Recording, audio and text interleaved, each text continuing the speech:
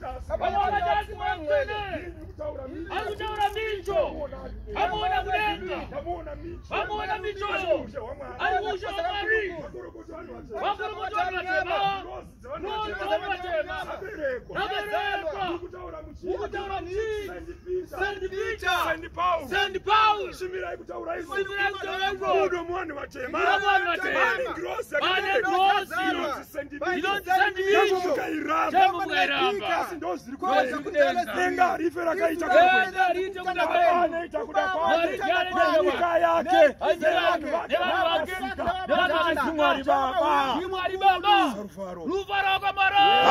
Amen. Amen.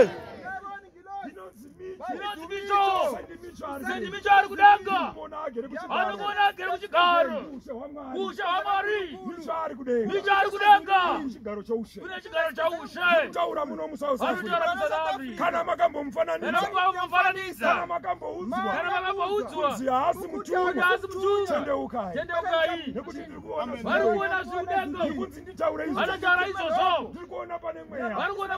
Wa Francis Shoniwa. Agere muimba. Yerunyararo. Akagara izo. Anga akamirira.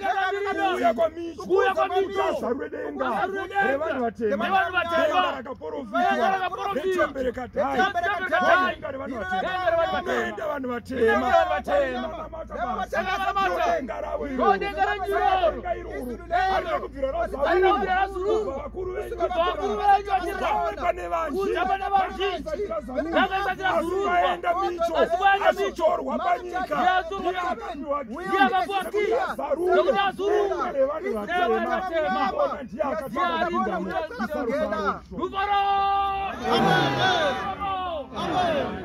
Wangu wakashiramba. Taurire kudiwa. Taurire kuti mundire. Taurire kuti mundifanye. Ndinoda kuti chino cha baba. Ndicho nisema mungu. Ndicho nichigare muropa.